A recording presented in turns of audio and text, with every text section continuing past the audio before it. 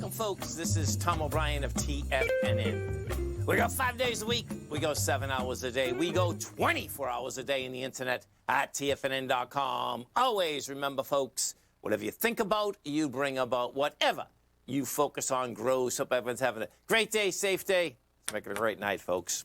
You are what you believe you are. This is a great card, folks. Humans are powerful magicians. You have the power to make yourself what you are right now, but it's not your reasoning mind that controls your power. It's what you believe. You're more powerful than you think, folks. That's the bottom line. Grab it and run with it. Market-wise, let's take a look at it out here. We have the Dow Industrials down 1. NASDAQ is up 50. S&P is up 13.5. Gold contract flat, $17.53 an ounce. We got silver down 32 cents, $23.16 an ounce. Light sweet crude off 24 cents, $69.02 a barrel, notes and bonds. The 10-year note down 3 ticks, 133.15. The 30-year off 3 ticks at 162.30. And King Dollar. King Dollar's up 101 ticks, trading out here at 93.022. Euro is at 117. Yen is at 110.46. And the British pound's at 138 to 1 U.S. dollar. Our phone number is 877-927-6648. Give us a call, folks. Want to know what's going on in your world. In the world of the S&Ps, let's take a look at them. What do you have? It's pretty wild, man. Bottom line, you know, you've been edging higher. The SPY right now, the S&P is looking to break topside, man. You got light volume, but, you know, last 5 days we edged higher. You're getting real price movement out here today. Well, yeah, you are. I mean, it's the 442 to 445, because what I'm benchmarking here actually is the first high, folks, is the 441. So right now you're at 444. If we take a look at the cash S&P, what you're going to look at is this, is that the cash S&P is doing the same thing, meaning up $9.50. Now, remember something, the cash S&P doesn't trade, okay? What's cool about looking at the cash S&P, however, is that the bottom line is that where that baby closes out or opens up, it's really important. And that is also trying to break out. Now, the NDX 100, and this is where there's divergence, but maybe there's not because of the aspect of how the Dow Industrials and the diamonds have actually, the diamonds, I'll do those in a second. The diamonds are in an ABC structure on the way up.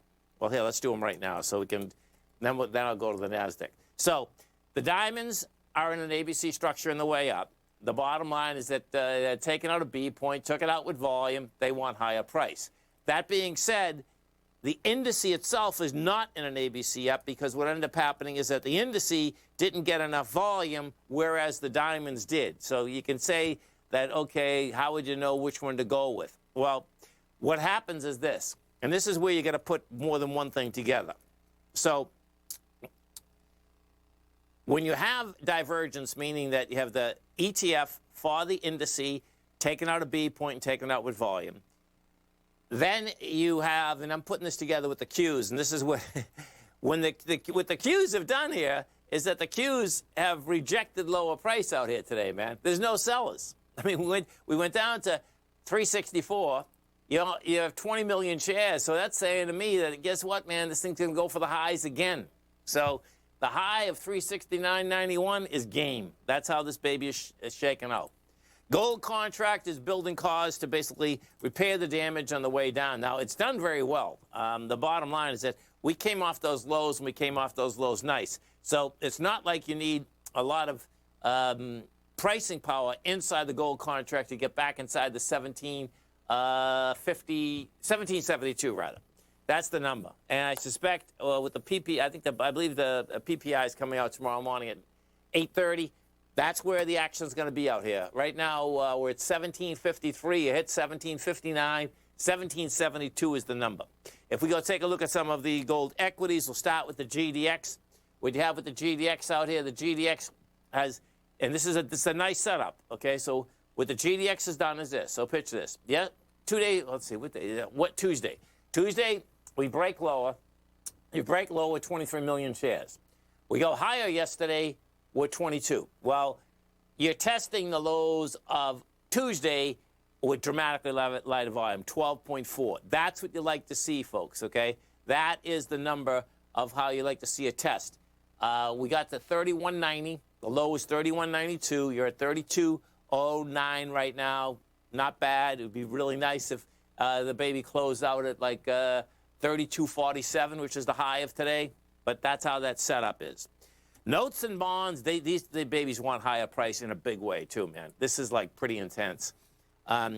Technically, what you have here is this. Technically, you have a down move, well, 3 ticks. You got 800,000 contracts, which is light contract volume. You're coming into, yesterday we did 1.3 million. Yeah, 1.7 million. Well, the 1.7 million was going into 2.3. So technically, the setup wants higher price. Fundamentally, the bottom line, I suspect if you're a fundamentalist, it wants a lot higher price. If you just heard the update when I just did that, we had a non-direct bids inside of the treasuries, folks, of 77%. Now, you and I can do a non-direct bid. A non-direct bid is that you go to the treasury.gov, okay? You open up an account. You can bid on the treasuries also. It's very unusual, though. I believe the 77% is one of the biggest percentage ever that non-directs, okay, basically bid down the marketplace, okay? The 10 went 3 ticks. I know that doesn't sound like a lot, but it's a lot when you're talking about $50 billion or $100 billion in 10s.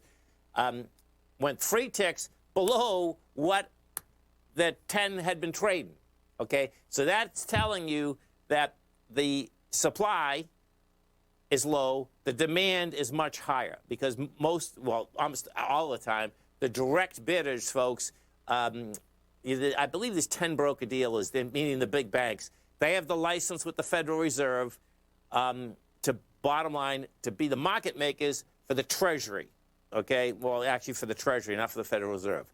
Bottom line, you can see what I'm talking about. And what that is specifically is that you have huge amounts of companies, of corporations, of trust funds, of family offices that want debt. Insurance companies are probably the best, meaning matching up the left-hand side of their balance sheet with the right-hand side of their balance sheet. And these rates are going to go lower. Dow Industrials closed. Dow Industrials are down 6, Nasdaq's up 49, S&Ps are up 12.5. We'll come right back.